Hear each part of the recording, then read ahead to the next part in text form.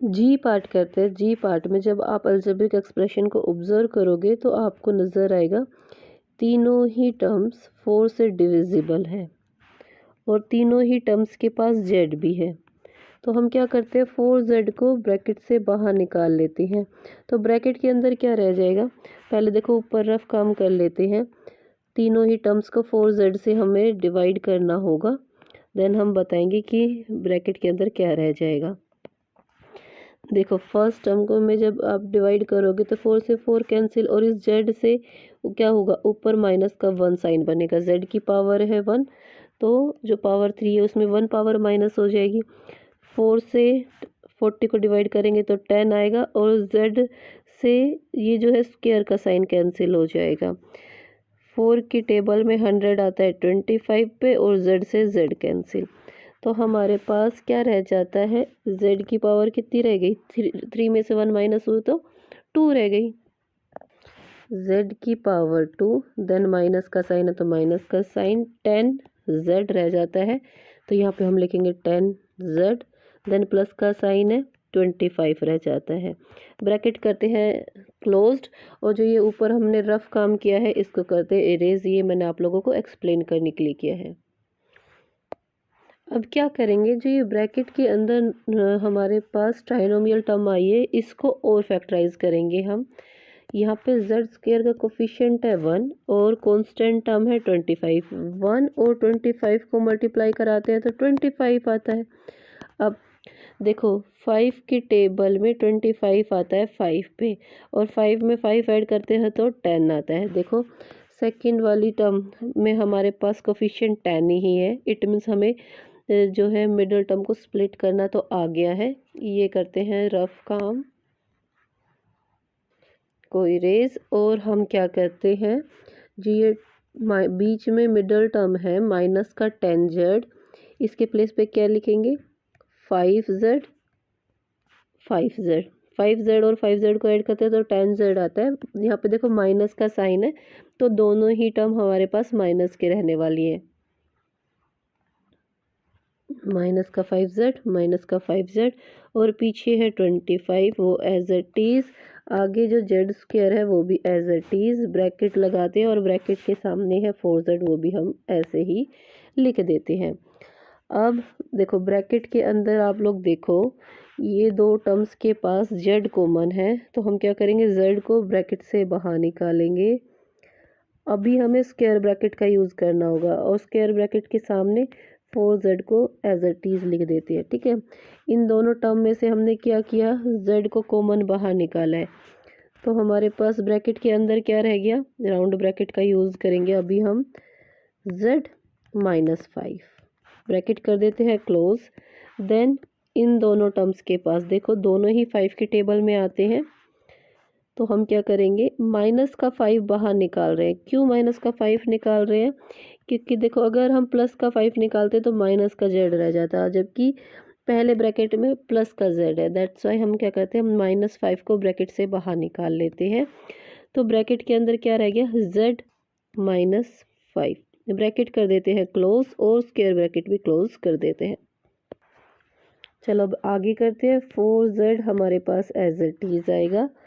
अभी देखो ये जो ब्रैकेट है दोनों के पास कॉमन है z -5, तो एक ब्रैकेट में हम यही लिखेंगे z -5। अभी हम राउंड ब्रैकेट्स का ही यूज़ कर रहे हैं, तो दूसरे ब्रैकेट में यहाँ से z, यहाँ से -5 आएगा, दूसरे ब्रैकेट में भी आएगा z -5।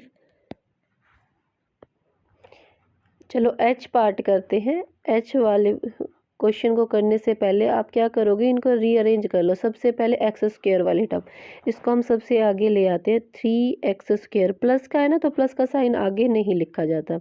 देन एक्स वाली टर्म माइनस का 3x पीछे और लास्ट में हम लिखते हैं कांस्टेंट टर्म माइनस का 6 लास्ट में। अब आप अच्छे से ऑब्जर्व करोगे अलजेब्रिक एक्सप्रेशन को, तो देखो तीनों ही टर्म्स के पास 3 कॉमन है, तीनों ही 3 से डिविजिबल है। इट मीन्स हम 3 को ब्रैकेट से बाहर निकाल रहे हैं और रफ काम ऊपर मैं करा भी देती हूँ। तीनों को 3 से डिवाइड कर रहे हैं, इट मीन्स हम लोग 3 से डिवाइड कर रहे हैं तो 3 से 3 कैंसिल। फर्स्ट टर्म में हमारे पास क्या रह गया है, एक्स स्क्वायर। देन है माइनस का साइन, तो माइनस का साइन लगाया, 3 से 3 कैंसिल, अभी रह गया एक्स। अब यहाँ 3 की टेबल से 6 आएगा 2 पे, तो यहाँ लास्ट में रह गया माइनस का 2 और ब्रैकेट कर देते हैं क्लोज। ऊपर जो ये रफ काम किया है इसको करेंगे इरेज। अभी इसके बाद हम क्या करेंगे, जो ब्रैकेट में हमारे पास ट्राइनोमियल टर्म आई है इसको हम फैक्टराइज करेंगे आगे। ओके, देखो एक्स स्क्वायर का कोफिशिएंट है 1 और कांस्टेंट टर्म है -2। 1 और -2 को मल्टीप्लाई कराते हैं तो माइनस का 2 आता है। अब -2 के फैक्टर 2 1 जा 2 होता है। अगर हम माइनस का 2 ले और प्लस का 1 ले तो हमारे पास क्या आएगा, -1। हमें बीच में क्या है, देखो बीच सेकेंड जो टर्म है उसका कोफिशिएंट -1 ही है और हमें -1 ही लेके आना है। इट मीन्स फैक्टर्स हमें पता चल गए हैं। मिडिल टर्म को जब हम स्प्लिट करेंगे तो हम क्या लिखेंगे, एक्स के प्लेस पे हम लोग क्या लिखने वाले हैं, मैंने आपको बताया था माइनस का 2x और प्लस का 1x। आपको पता है कि कोफिशिएंट के रूप में हम लोग 1 नहीं लिखते हैं, तो हम यहाँ से इस 1 को इरेज करेंगे। अभी देखो अगर हम इनको सोल्व करते हैं तो हमारे पास माइनस का x ही आता है। ठीक है, मिडल टर्म -x है ना, तो मिडल टर्म को हमने 2 पार्ट्स में तोड़ दिया है। उसके बाद हम क्या करेंगे, पीछे वाली टर्म्स को एज अ टीज लिखेंगे। पीछे है माइनस का 2, ये एज अ टीज, और आगे है एक्स स्क्वायर एज अ टीज, ब्रैकेट भी लगाएंगे और सबसे आगे हम 3 लिख देते हैं। अब नेक्स्ट स्टेप में हम क्या करेंगे, अभी हम क्या स्क्वायर ब्रैकेट लगाएंगे और इन दोनों टर्म्स के पास से x कॉमन है तो x बाहर निकालेंगे। x हमने राउंड ब्रैकेट से बाहर निकाल लिया तो राउंड ब्रैकेट में क्या रह जाएगा, x-2। ब्रैकेट करते हैं क्लोज। ये देखो पीछे वाले दोनों फैक्टर हमारे जो राउंड ब्रैकेट में है ना x-2 वही आ रहा है, तो इसमें से हम कुछ भी कॉमन बाहर नहीं निकाल सकते। इन दैट केस आप +1 बाहर निकाल लीजिए। +1 बाहर निकाला तो ब्रैकेट के अंदर क्या रह गया, x-2। राउंड ब्रैकेट भी क्लोज कर देते हैं और स्क्वायर ब्रैकेट भी क्लोज कर देते हैं। 3 हमारा एज अ टीज आने वाला है। अभी देखो दोनों के पास है x-2 तो एक ब्रैकेट के अंदर आएगा x-2 और दूसरे ब्रैकेट के अंदर यहाँ से x, यहाँ से +1। एक ब्रैकेट के अंदर आएगा x-2 इनटू में दूसरे ब्रैकेट के अंदर मैंने आपको बताया था x+1 आएगा। ये हमारा फाइनल आंसर। रफ काम हम लोग इरेज करेंगे। Now move to the next part.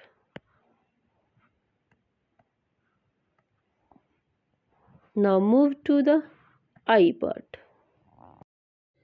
I वाला पार्ट करते हैं। देखो यहाँ पे जो हमारे पास आर स्क्वायर है, रीअरेंज कर लेते हैं। आर स्क्वायर वाली टर्म को सबसे आगे ले आते हैं। माइनस का साइन है, माइनस का साइन भी लगाना होगा, माइनस का आर स्क्वायर। देन आर वाली टर्म प्लस का है 10r। लास्ट में हम लेंगे कांस्टेंट टर्म माइनस का 21।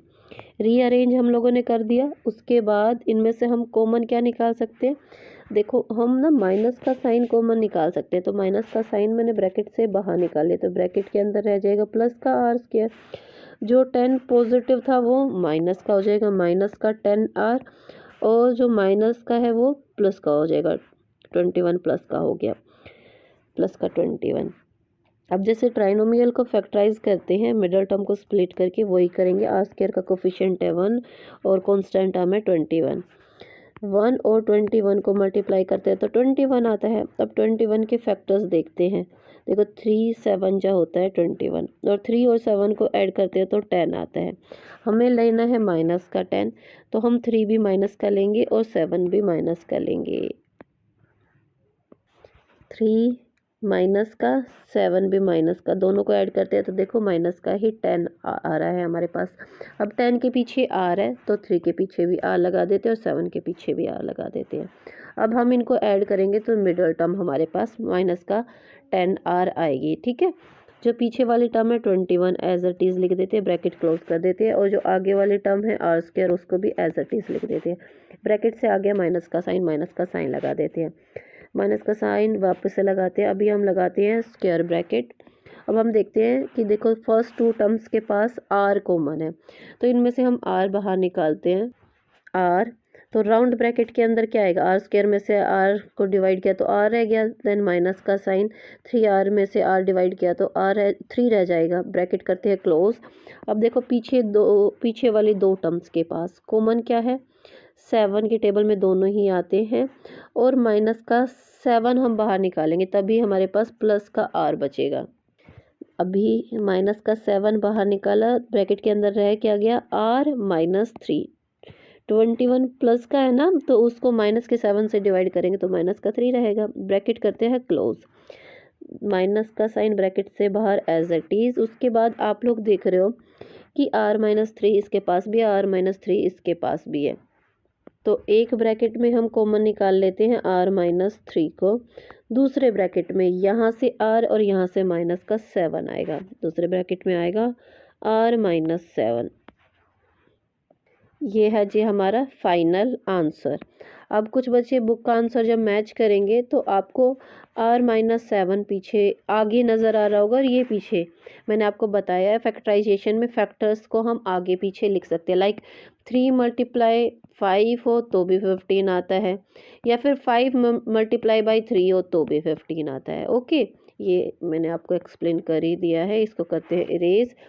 चलो अब जे पार्ट करते हैं। जे पार्ट में आप जब टर्म्स को ऑब्जर्व करोगे तो तीनों ही टर्म्स के पास आपको कॉमन 2 नज़र आ रहा होगा, तो 2 को हम क्या कहते हैं, ब्रैकेट से बाहर निकाल लेते हैं। ब्रैकेट के अंदर क्या रह गया, आर स्क्वायर माइनस का एक्स स्क्वायर माइनस का एक्स और माइनस का 42। ब्रैकेट कर देते हैं क्लोज। अब जैसे ट्राइनोमियल टर्म को हम मिडल टर्म्स को स्प्लिट करके फैक्टराइज करते हैं उसी तरह से करेंगे। देखो एक्स स्क्वायर का कोफिशिएंट है 1 और कांस्टेंट टर्म है माइनस का 42। 1 और माइनस के 42 को मल्टीप्लाई करेंगे तो माइनस का 42 आएगा। 42 के फैक्टर्स देखते हैं। 2 के टेबल में आता है 21 पे, दोनों को ऐड करते हैं तो 23 और 21 में से 2 माइनस करते हैं तो 19 आता है। ये फैक्टर हमारे काम का नहीं है, इसको करते हैं इरेज। देन देखो 3 की टेबल में भी ये आता है। 3 की टेबल में ये आएगा, कितने पे आएगा, 14 पे। 3 और 14 को ऐड करेंगे तो 17 आएगा और 14 में से 3 को माइनस करेंगे तो 11 आएगा। ये फैक्टर भी हमारे काम का नहीं है। देन उसके बाद ये 6 के टेबल में आता है। 6 के टेबल में 7 पे आता है। 6 और 7 को मल्टीप्लाई कर देते हैं तो 42 और 7 में से 6 को देखो माइनस करते हैं तो 1 आता है। हमें 1 ही लेके आना है क्योंकि मिडल टर्म का कोफिशिएंट 1 है। अच्छा, हमें माइनस का 1 लेके आना है, तो जो बड़ा नंबर है उसके पास होगा माइनस का साइन और छोटे नंबर के पास होगा प्लस का साइन, तो हमारे पास माइनस का 1 बचता है। ओके, माइनस का 7 और प्लस का 6, माइनस के 7x और प्लस का 6x के रूप में लिखा है हमने मिडल टर्म को। देखो अगर माइनस के 7x में से 6x को रिड्यूस माइनस करते हैं तो माइनस का x बचेगा हमारे पास, वही हमें बचाना है ना। ये 1 मैं इरेज कर देती हूँ, ये मैंने आप लोगों को एक्सप्लेन करने के लिए किया है। मैंने आपको कई बार बताया है कि वेरिएबल के साथ कोफिशिएंट के रूप में 1 नहीं लिखा जाता है ना। अच्छा, लास्ट में 42 एज इट इज़, आगे एक्स स्क्वायर भी एज इट इज़, ब्रैकेट करते हैं क्लोज और सामने 2 भी लिख देते हैं। ब्रैकेट के बाहर 2 एज इट इज़। अब आप लोग देखते हो कि फर्स्ट 2 टर्म्स के पास x कॉमन है, तो x को ब्रैकेट से बाहर निकाल लेते हैं। ब्रैकेट के अंदर रह जाता है x माइनस 7। अब 2 बार हम राउंड ब्रैकेट यूज़ नहीं कर सकते, तो पहले वाले ब्रैकेट के प्लेस पे हम स्क्वायर ब्रैकेट यूज़ करेंगे। ओके, अब पीछे वाले दोनों टर्म्स के पास कॉमन देखते हैं। दोनों देखो 6 के टेबल में आते हैं, 42 भी 6 के टेबल में आता है ना, तो इस बार हम प्लस के 6 को बाहर निकाल लेते हैं। तो ब्रैकेट के अंदर क्या रह जाएगा, 6x को 6 से डिवाइड करेंगे तो x और 42 को 6 से डिवाइड करेंगे तो 7। ब्रैकेट कर देते हैं क्लोज। ये रफ काम जो हमने किया है इसको भी हम इरेज कर देते हैं। ये मैं आप लोगों को एक्सप्लेन करती हूँ, नोटबुक में नहीं करना होता है ना। ठीक है, 2 एज इट इज़ लिखते हैं, देन ब्रैकेट का साइन लगाते हैं। देखो दोनों के पास x माइनस 7 है, इसको हम कॉमन ब्रैकेट को बाहर निकाल लेते हैं और दूसरे ब्रैकेट में यहाँ से x और यहाँ से प्लस का 6 आएगा। फर्स्ट ब्रैकेट में तो आता है हमारे पास x माइनस 7, ब्रैकेट कर देते क्लोज। दूसरे ब्रैकेट में मैंने क्या बताया था, x प्लस 6 आएगा। ये है हमारा फाइनल आंसर। जैसा कि मैंने आप लोगों को पहले ही बताया, फैक्टर्स हमारे आगे पीछे हो सकते हैं बट फैक्टर यही होंगे। ओके, चलो now move to the next part. चलो के पार्ट करते हैं। यहाँ पे भी हम क्या करते हैं, माइनस का साइन कॉमन ब्रैकेट से बाहर निकला लेते हैं। तो ब्रैकेट के अंदर क्यू स्क्वायर प्लस का, देखो माइनस का 3 क्यू था तो ये प्लस का हो जाएगा, साइन चेंज होंगे, 3 क्यू, देन 40 प्लस का था तो ये माइनस का हो जाएगा, माइनस का 40। चलो अभी ट्राइनोमियल टर्म को जैसे हमने फैक्टराइज कराया था हर बार, हम क्या करेंगे, क्यू स्क्वायर का कोफिशिएंट क्या है 1 और कांस्टेंट टर्म की मल्टीप्लाई करेंगे 1 और 40 को माइनस का साइन छोड़ भी सकते हो, अब मल्टीप्लाई कराते तो 40। अब 40 के ऐसे फैक्टर ढूंढेंगे जिनको ऐड या सब्ट्रैक्ट करने के बाद 3 आता हो, क्योंकि मिडिल टर्म हमारे पास 3 के हुआ है। ओके, चलो 2 की टेबल में 40 आता है 20 पे, 2 और 20 को ऐड करते हैं तो 22 और 20 में से 2 माइनस करते हैं तो 18। ये फैक्टर हमारे काम नहीं आने वाला, इसको करते हैं हम लोग इरेज। देन हमें पता है कि 4 की टेबल में 40 आता है 10 पे, 40 आता है, 4 और 10 को ऐड करते हैं तो 14 आएगा और 10 में से 4 को माइनस करते हैं तो 6 आएगा। ये फैक्टर भी हमारा काम नहीं आने वाला। उसके बाद हमें पता है कि 5 के टेबल में 8 पे आता है 40। अब 5 और 8 को ऐड करते हैं तो हमारे पास क्या आएगा 13, और 8 में से 5 को माइनस करते हैं तो हमारे पास 3 आएगा। 3 हमें चाहिए था, इट मीन्स ये फैक्टर हमारे काम आने वाला है। अब देखो प्लस का 3 चाहिए तो जो बड़ा नंबर है वो प्लस का रहेगा और जो छोटा नंबर है वो माइनस का रहेगा। 3 क्यू के प्लेस पे हम क्या लिखेंगे 8 और 5, माइनस का 5, क्यू लगा हुआ तो इनके पीछे क्यू भी लगा देते हैं। जो भी ये रफ काम मैंने कर रखा है इसको करेंगे इरेज। अब पीछे वाले टर्म और आगे वाले टर्म को हम लोग एज इट इज़ लिख देते हैं और माइनस का साइन भी लगा देते हैं, माइनस का साइन एज इट इज़। अभी हम लगाएंगे स्क्वायर ब्रैकेट। देखो इन दो टर्म्स के पास क्यू कॉमन है तो क्यू को बाहर ब्रैकेट से निकाल लिया तो क्यू प्लस 8 रह गया ब्रैकेट के अंदर। अब इन दोनों टर्म्स के पास देखो दोनों ही 5 के टेबल में आते हैं और माइनस का साइन भी कॉमन है, -5 को बाहर निकाल लिया तो क्यू प्लस 8 रह गया ब्रैकेट के अंदर। ब्रैकेट कर देते हैं क्लोज। माइनस का साइन सबसे पहले हमने लगाया, देन हम देख रहे हो कि क्यू प्लस 8 दोनों ही ब्रैकेट के पास है, इसको कॉमन बाहर निकाल लेते हैं एक ब्रैकेट में। तो पीछे वाले ब्रैकेट में यहाँ से क्यू और यहाँ से माइनस का 5 आएगा। यहाँ पे हम लिखेंगे क्यू -5। ये जो है जी हमारा फाइनल आंसर आ जाता है। चलो अभी हम अपना एल पार्ट भी अटैम्प्ट करेंगे। अच्छा, ये बात मैंने आपको पहले ही बता दी है कि हमारे फैक्टर्स आगे पीछे हो सकते हैं बट फैक्टर्स में हमारे पास यही होंगे। ओके, चलो एल पार्ट में आप देख रहे हो कि तीनों टर्म्स के पास बी है। सबसे पहले हम ना बी कॉमन निकाल लेते हैं। बी को ब्रैकेट से बाहर निकाला तो ब्रैकेट के अंदर क्या रह जाएगा B square plus 22b minus 48, bracket कर देते हैं क्लोज। अभी बी स्क्वायर का कोफिशिएंट है 1 और कांस्टेंट टर्म है 48, 1 और 48 को मल्टीप्लाई कराते तो 48। अब फैक्टर्स देखते हैं 48, देखो 2 की टेबल में 48 कितने पे आता है 24 पे आता है, इन दोनों को ऐड करते हैं तो 26 आता है। अच्छा 24 में से अगर मैं 2 माइनस करूँ तो 22 ही आता है, यही फैक्टर हमें चाहिए था। तो अभी हम क्या करेंगे, जो ये हमारे पास 22 भी है इसको दो हिस्सों में तोड़ लेते हैं, 24 उसके साथ बी भी लगाते हैं। अगर प्लस के 24 बी में से अगर हम माइनस करें 2 बी तो देखो हमारे पास 22 बी आता है। ये जितना भी रफ काम किया है ये करेंगे इरेज, और जो पीछे वाली टर्म है माइनस का 48 एज इट इज़ लिखेंगे। आगे जो बी स्क्वायर है एज इट इज़, ब्रैकेट के सामने जो बी है वो भी एज इट इज़ लिख देंगे। बी एज इट इज़ आया। अभी हमें लगाना है स्क्वायर ब्रैकेट, क्योंकि देखो हम इन दोनों टर्म्स के बीच में से बी कॉमन निकालेंगे। अब बी कॉमन निकाला तो अंदर क्या रह गया, बी प्लस 24, ब्रैकेट करते हैं क्लोज। अब पीछे वाले दोनों नंबर के पास देखो माइनस का साइन भी कॉमन है और दोनों ही टू के टेबल में आते हैं, तो टू माइनस का टू हमने बाहर निकाले तो ब्रैकेट के अंदर रह जाएगा बी प्लस 24, ब्रैकेट करते हैं क्लोज दोनों ही।